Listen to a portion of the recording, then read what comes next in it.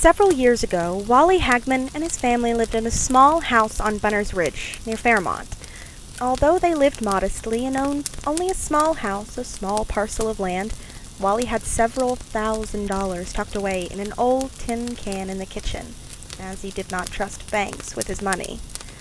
One weekend, Wally decided to take his family on a short vacation, so he hired a young neighbor girl to stay and watch over the house until they returned.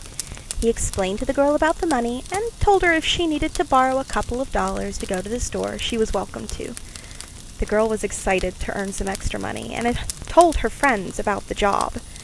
The family had been gone only about an hour when the girl heard a knock and, thinking it was one of her friends, opened the door. Instead, it was an older man dressed in dark, worn clothes who asked her for some food and money. The girl was scared, but she tried to remain calm and went into the kitchen to get some food and grabbed the money from the tin can and quickly slid it through a crack in the wood floor. When the girl returned with only food, the stranger pushed his way into the house and demanded that the girl tell him where the money was. She wouldn't do it, so he pulled out his knife and killed her, then ransacked the house in his search for money. When the Hagmans returned from their vacation 2 days later, they were shocked to find the girl's lifeless body on the kitchen floor, and when they saw that the money from the tin can was missing, assumed they'd been robbed.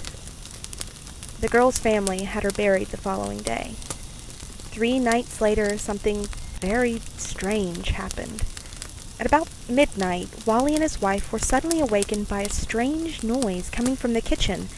When they went into the kitchen, there, standing before them at the exact place where the girl's blood had been on the floor, stood the pale apparition of the girl. The two stood there shocked, and the girl remained for a few seconds without saying anything, and then vanished into thin air.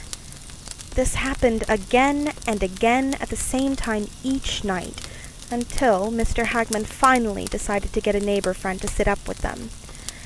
The girl appeared that night as usual, and the neighbor noticed she was ever so subtly pointing to a crack in the floor with her bony, white hand. The floorboard was pulled up, and all of the money was found. The family was overjoyed to have their money back, and after that, the girl's ghost was never seen again.